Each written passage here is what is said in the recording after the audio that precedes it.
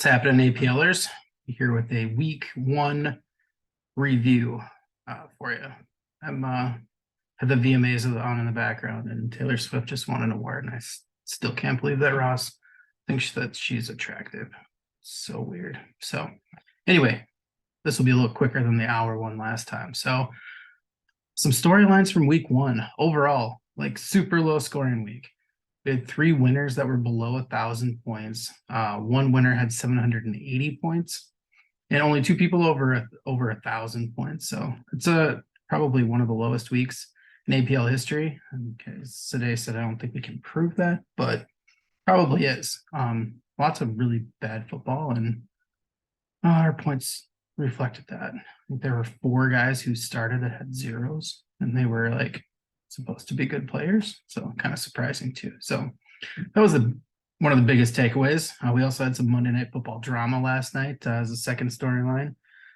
Tank gets just enough from Diggs on the second to last drive of the game to overtake Daggy, whose IDP has tried hard but didn't quite pull it out for him. So that one was right down to the wire. And then Tyler Bass just comes up short for Jake to one more field goal there in overtime, and a big night from Bass would have had a comeback victory there, but instead today sneaks away with a win there. We'll talk about each of those matchups a little more later. But the biggest storyline from the week is Ryan's bold move. So 6:54 a.m. on Sunday, get a text from Kevin. Text says, Rarm starting Kirko over Burrow is interesting. So 1:33 p.m., get a text from Sade that says, remember when Rarm started Cousins? At this point, Cousins had like 273 points at halftime. Burrow, I don't know, might have had 50, 70, I don't know, whatever. He ended up with 80 some points. So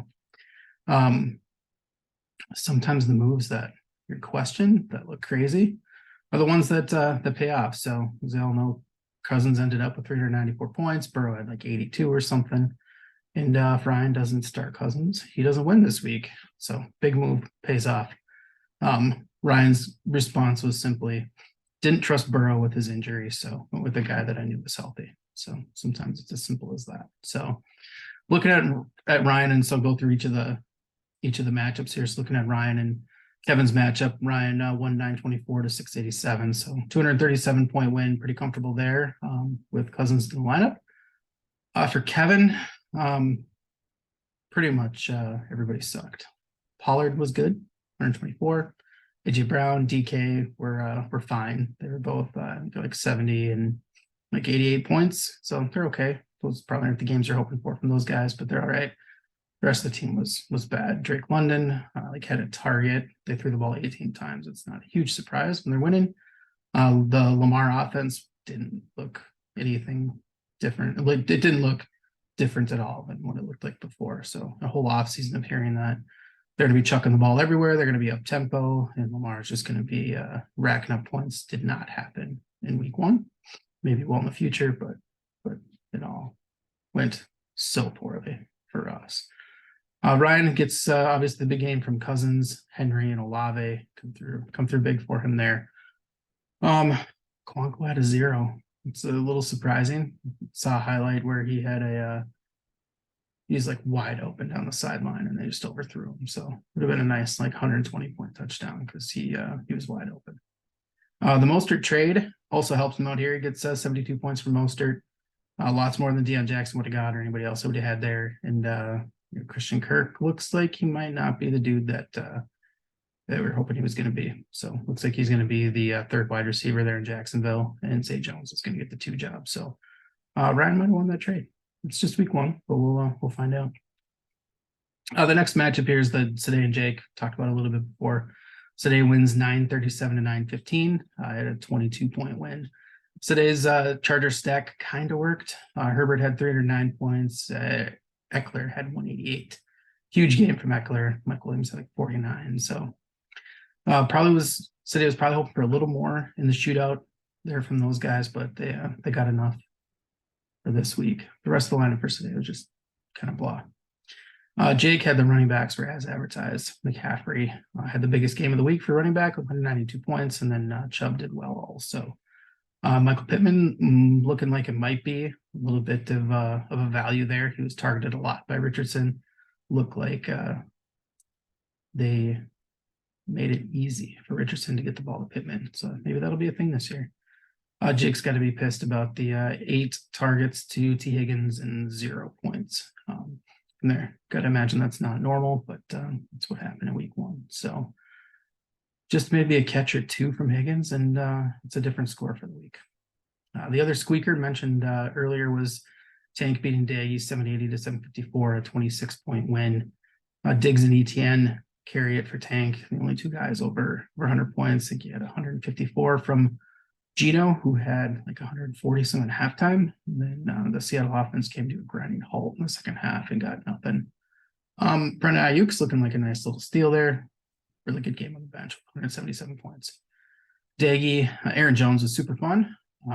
Looked like the guy I guess I was hoping I was drafting last year that never really paid off, but he looked really good this week.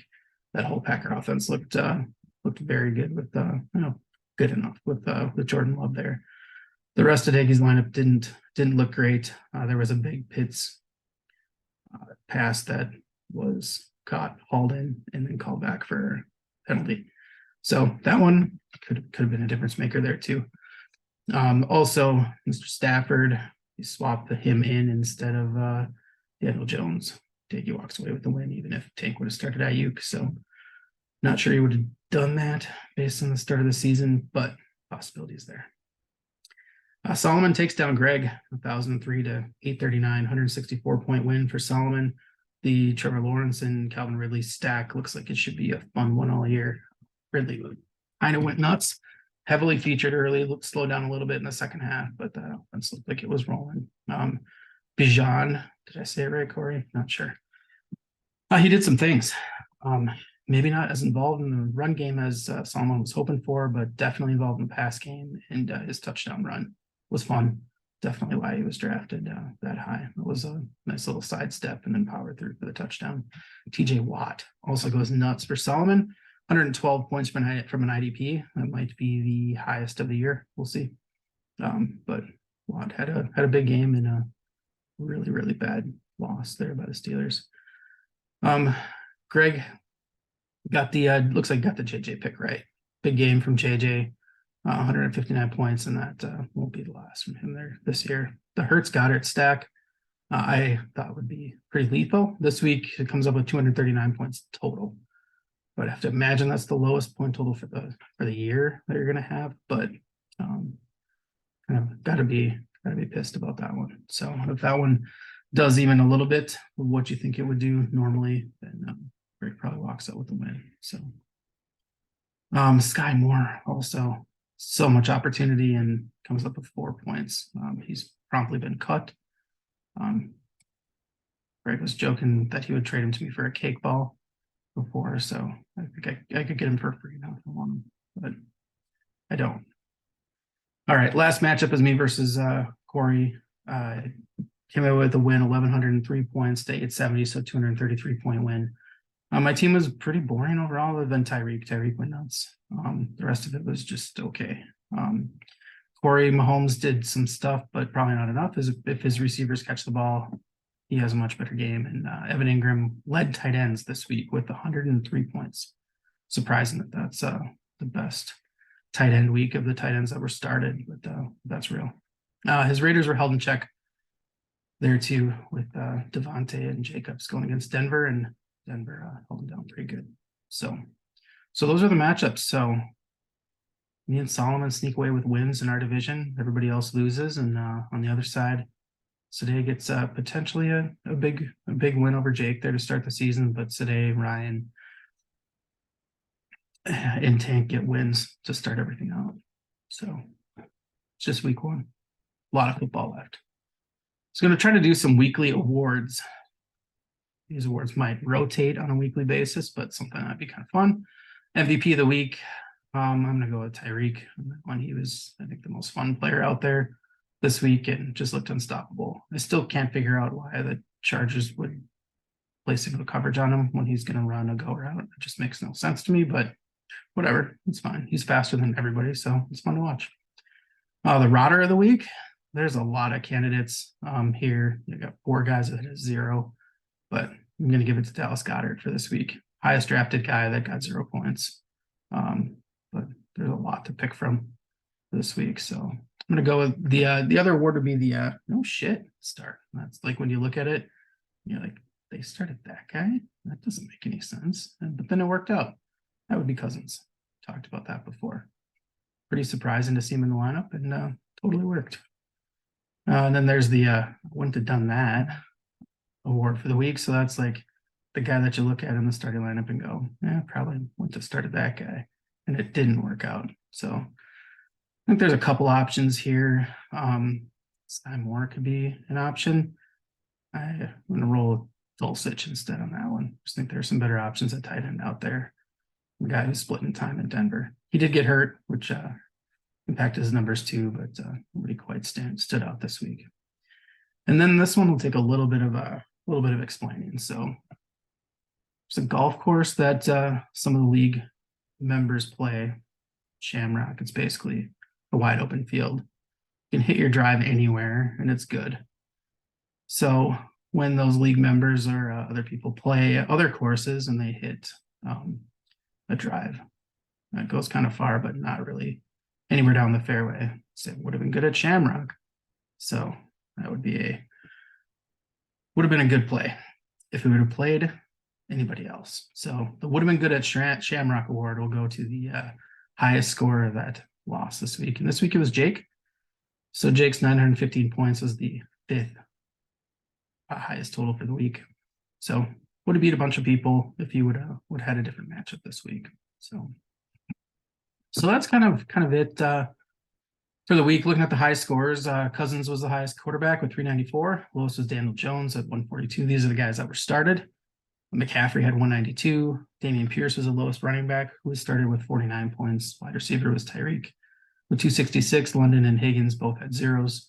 Then Ingram had 103, and Okonkwo and Goddard had 0. So that's the wrap on week 1. We'll look into waiver wire stuff from tonight. So today's aggressive on it. He loses Dobbins to the Achilles and replaces him with Kyron Williams, who looked to be the lead back for the Rams. Cam Akers ran it a ton, but Kyron was the guy that was used in all the critical spots, and he was out first. So they spent $68 on him. The next highest bid was 21, so a little much, but wanted to make sure you got him. A couple other people bid on him as well. So today locks up Kyron Williams as the big spender for the week. Ross jumps in with the second biggest and gets Josh Kelly. So there's word on the street that Eckler might be banged up a little bit. So Ross has an open roster spot because Rashad Penny was a healthy scratch. So he gets dumped for Kelly. Could be a nice value there for Ross with Kelly if Eckler's out for a little while. Today's next big splash there is Puka. He's the big fill-in for Cooper Kupp. Today dumps JSN to make room for Puka there for $32. 4 people involved in the bidding there. The next highest bid is $25. So pretty good battle there to get Puka. The rest of the guys, so Ross picks up Zay Jones, Tank gets Hunter Henry, Jake gets Tutu Atwell, Tank also picks up Derek Carr, Daggy gets Hunter Hurst, Ryan gets Chuba Hubbard, and Ross picks up Jake Elliott and kills the Chad Brown dream. All those guys were the only guys that bid on those guys, so no other bids on those, but maybe some nice fill-ins there. Some guys that went for free that I thought were kind of interesting. The Ravens running backs, both Gus Edwards and Justice Hill, were free. I was kind of surprised by that. Thought that those guys might have some money put on them. Kendrick Bourne also had a huge game. Corey just snaked him a little bit ago with Devontae Parker out, and maybe Bill O'Brien having a clue how to run an offense there. That might be a nice pickup. And then Jacoby Myers, another good one for Ross. He did get concussed, so he probably will miss this week, but he looked to be a big part of that offense. So he maybe fill in the Hunter Renfrow role that Hunter Renfrow doesn't get to do anymore, or what Waller was doing for the Raiders too. So it could be a nice pickup. So fun week of football, even though the games weren't great. Had a lot of drama on Monday night, aside from the Rodgers injury, obviously was the was a headline, but had some fun stuff going in our league too. So looking forward to week 2, and maybe hopefully we'll see you guys later with the week 2 preview. Later.